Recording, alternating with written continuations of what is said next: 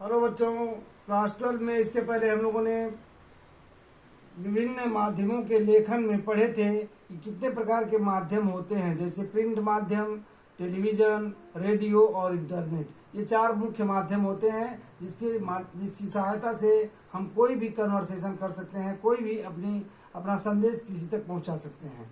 और इन्हीं चार माध्यमों के बारे में आगे हम लोगों को पढ़ना है। आज पहला है प्रिंट माध्यम। प्रिंट माध्यम क्या है? जो छपा हुआ मुद्रित रूप होता है, छपा हुआ माध्यम होता है, उसको प्रिंट माध्यम कहते हैं। परिभाषा में भी लिखा है, प्रिंट आदि मुद्रित माध्यम जनसंचार के आधुनिक माध्यमों में सबसे पुराना है।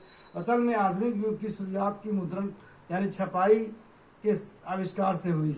आधुनिक युग की शुरुआत मुद्रण अर्थात छपाई के साथ शुरू हुई। हालांकि मुद्रण की शुरुआत चीन से हुई थी, लेकिन आज हम जिस छापेखाने को देखते हैं, इसके आविष्कार का श्रेय जर्मनी के गुटेनबर्ग को जाता है। छापाखाना यानी प्रेस के आविष्कार ने दुनिया की तस्वीर बदल दी। यूरोप में पुनर्जागरण रेनेसां की शुरुआत में छापेखाने की अहम भूमिका थी। भारत में पहला छापाखाना सन 1956 में गोवा में खुला। ये इंपॉर्टेंट क्वेश्चन है, इसको अंडरलाइन कर लीजिएगा। भारत में पहला छापाखाना सन 1556 ईस्वी में गोवा में खुला। इसे मिशनरियों ने धर्म प्रचार की पुस्तकें छापने के लिए खोला था। तब से अब तक मुद्रण तकनीक में काफ़ी बदलाव आया है। मुद्रित माध्यमों का व्यापक विस्तार हुआ है। मुद्रण मतलब छापना, किसी प्रेस में किसी वस्तु को, लिखित वस्तु को छाप देना। मुद्रित माध्यम के तहत अखबार, पत्रिकाएं, पुस्तकें आदि हैं। हमारे जीवन में इनका कितना महत्व है यह दोहराने की जरूरत नहीं है। मुद्रित माध्यमों की सबसे बड़ी विशेषता अब क्या होता है, मुद्रित माध्यमों की क्या विशेषताएं हैं और मुद्रित माध्यमों की क्या कमियां हैं, ये परीक्षा में पूछा जाता है। मुद्रित माध्यमों की सबसे बड़ी विशेषता यह है कि छपे हुए शब्दों में स्थायित्व होता है। उसमें आप आराम से और धीरे धीरे पढ़ सकते हैं।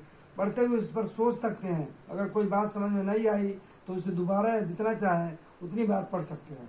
यही नहीं, अगर आप अखबार या पत्रिका पढ़ रहे हो तो आप अपनी पसंद के अनुसार किसी भी पृष्ठ या उस पर प्रकाशित किसी भी समाचार या रिपोर्ट से पढ़ने की शुरुआत कर सकते हैं।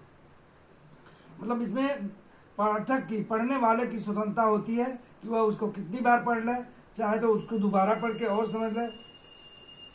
ऐसी कोई बाध्यता नहीं है कि आप अखबार पहले पृष्ठ और पहली खबर से ही पढ़ना शुरू करें। साथ ही मुद्रित माध्यमों के स्थायित्व का एक लाभ यह भी है कि आप उन्हें लंबे समय तक सुरक्षित रख सकते हैं और उसे संदर्भ की तरह इस्तेमाल कर सकते हैं। पहले तो उसको हम बार बार पढ़ सकते हैं, कई बार पढ़ सकते हैं। दूसरी इसकी खासियत यह है कि लंबे समय तक हम उसको रख सकते हैं और ज़रूरत पड़ने पर उसका इस्तेमाल कर सकते हैं। मुद्रित माध्यमों की दूसरी बड़ी विशेषता यह है कि यह लिखित भाषा का विस्तार है। ये इंपॉर्टेंट है। मुद्रित माध्यमों की दूसरी बड़ी विशेषता यह है कि लिखित भाषा का विस्तार है। जाहिर है, इसमें लिखित भाषा की सभी विशेषताएं शामिल है। लिखित और मौखिक भाषा में सबसे बड़ा अंतर यह है कि लिखित भाषा अनुशासन की मांग करती है। बोलने में एक स्वतः स्फूर्तता होती है, लेकिन लिखने में आपको भाषा, व्याकरण, वर्तनी और शब्दों के उपयुक्त इस्तेमाल का ध्यान रखना पड़ता है। यही नहीं, अगर हम लिखे हुए को प्रकाशित होना है, अर्थात काफ़ी लोगों तक पहुंचाना है, तो आपको एक प्रचलित भाषा में लिखना पड़ता है ताकि उसे अधिक से अधिक लोग पसंद समझ जाए। मुद्रित माध्यमों की तीसरी विशेषता यह है कि यह चिंतन, विचार और विश्लेषण का माध्यम है। मुद्रित माध्यमों की तीसरी विशेषता यह है कि यह चिंतन, विचार और विश्लेषण का माध्यम है। इस माध्यम में आप गंभीर और गूढ़ बातें लिख सकते हैं, क्योंकि पाठक के पास न सिर्फ उसे पढ़ने और समझने और सोचने का समय होता है, बल्कि उसकी योग्यता भी होती है। असल में मुद्रित माध्यमों का पाठक वही हो सकता है जो साक्षर हो और जिसने औपचारिक या अनौपचारिक शिक्षा के जरिए विशेष स्तर की योग्यता हासिल हो। मुद्रित माध्यम यानी लिखित माध्यम उसी के लिए कारगर है जो साक्षर हो, पढ़ा लिखा हो। अनपढ़ कुछ नहीं कर सकता।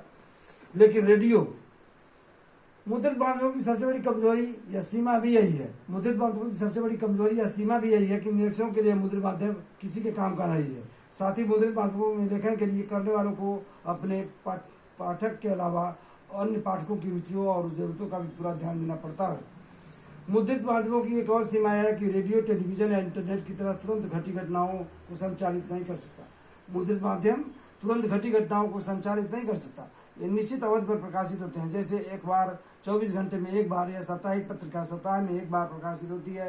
अखबार या पत्रिका समाचारों या रिपोर्ट को प्रकाशन के लिए स्वीकार करने की एक निश्चित सीमा होती है, जिसे डेडलाइन कहते हैं। डेडलाइन शब्द आता है एग्जाम में कि क्या होता है, तो अखबार या समाचार पत्रिकाओं या पत्रिकाओं में प्रकाशन करने के लिए स्वीकार करने की एक निश्चित सीमा होती है जिसे डेडलाइन कहते हैं। जैसे कोई खबर हाईलाइट हो गई है पहले से ही, आप कल उसको देंगे तो नहीं छुपेगा, उसकी डेडलाइन खत्म हो गई है। कुछ अपवादों को छोड़कर समय सीमा समाप्त होने के बाद कोई प्रकाशन के लिए स्वीकार नहीं की जाती, इसलिए मुद्रित माध्यमों में के लेखकों और पत्रकारों को प्रकाशन की समय सीमा का पूरा ध्यान देना पड़ता है।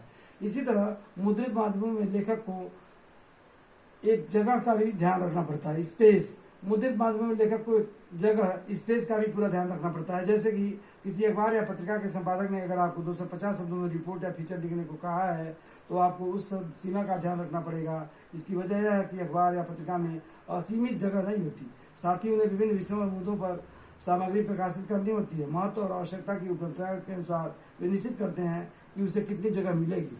मुद्रित माध्यमों के लेखक या पत्रकार को इस बात का भी ध्यान रखना पड़ता है कि छपने से पहले आलेख में मौजूद सभी गलतियों और अशुद्धियों को दूर कर दिया जाए, क्योंकि एक बार प्रकाशन के बाद वह गलती या अशुद्धि वहीं चिपक जाएगी। उसे सुधारने के लिए अखबार या पत्रिका के अगले अंक का इंतजार करना पड़ेगा।